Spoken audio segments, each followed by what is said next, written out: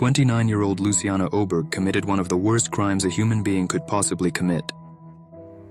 She met Suzane von Richthofen within the walls of the penitentiary, and they became sisters-in-law.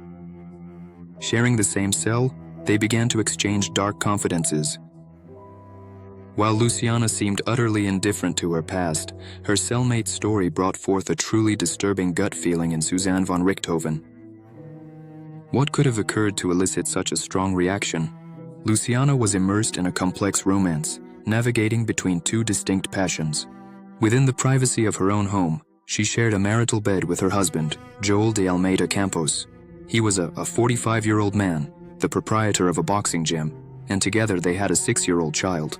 However, her love life extended beyond that. She was also secretly entangled in a clandestine relationship with Fernando de Freitas Dutra, a 32-year-old boxer who happened to be one of Joel's students as well.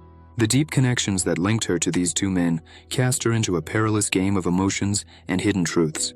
Luciana had two half-sisters, 6-year-old twins, the result of the relationship her father was in. Given that her own son was of a similar age, the twins' grandfather frequently entrusted them to her care to play with her son, collecting them later in the afternoon.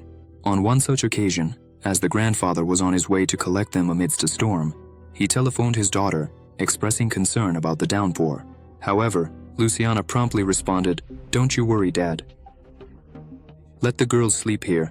Tomorrow when the rain stops, I'll bring them back." Luciana ends the call with her father and promptly rings her lover, Fernando, extending an invitation for him to come to her home. With an established throuple consisting of Luciana, her husband Joel, and her lover Fernando, they proceeded to drug the twins by dipping their pacifier in tequila and administering it to them. They did this for hours, until the girls fell into an alcoholic coma. Luciana spared her son, leaving the boy asleep in his room. Then, her husband Joel abused the two girls, who were completely out cold, on Luciana's bed. The 190-centimeter tall boxer lover, witnessing that scene, told Luciana he would not touch the girls, as it was unacceptable. Luciana asked Fernando to remain composed, assuring him that she would position the girls advantageously, thus enabling him to perpetrate the abuses. And so he did. Luciana's responsibility at that moment was to coordinate the entire action that occurred there.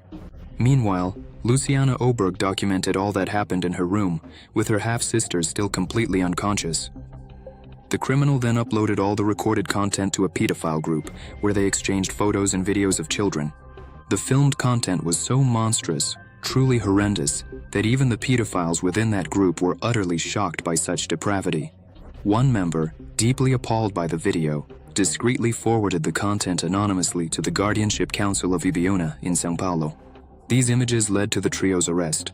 Further incontestable crime evidence was an audio recovered from a cell phone sent to Joel by his lawyer. "Look, it's hard to defend you. The video shows you kicking the girls. It's really bad. Your face is in the footage, your black friend's belt is visible. The little girl was sleeping, poor thing, with a blue pacifier. I don't know how you had the nerve. I was going to tell you to deny it to your grave, but there's no way. It's very complicated, you see. It's extremely complicated. You are absolutely indefensible.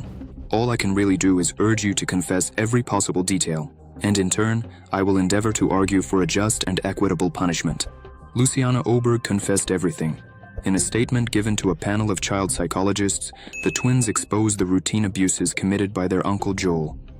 "He would rub his penis on our private parts. He also peed on our faces in the shower.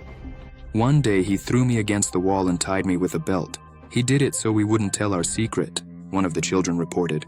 The judge imposed a severe sentence on the pedophilic couple. Joel received 25 years, and Luciana was given 29. He justified the severity of the sentence by describing the crime for which the defendants were convicted as repugnant. The heinous crimes deeply shook the entire community where both the victims and the defendants resided. In a surprising turn, Fernando, the couple's lover, was acquitted because of insufficient proof. This was despite his clear presence in Luciana's video. The crime occurred in 2013, in Ibiúna, where her father lived with his second wife. Luciana Olberg das Dores remains incarcerated and receives temporary leave during holiday celebrations. She has social media and posts various photos with children and with her son, who is now an adult. Luciana still keeps in touch with her sisters. The family no longer discusses this topic. And you, what's your opinion on this case? Leave it in the comments and don't forget to subscribe to the channel.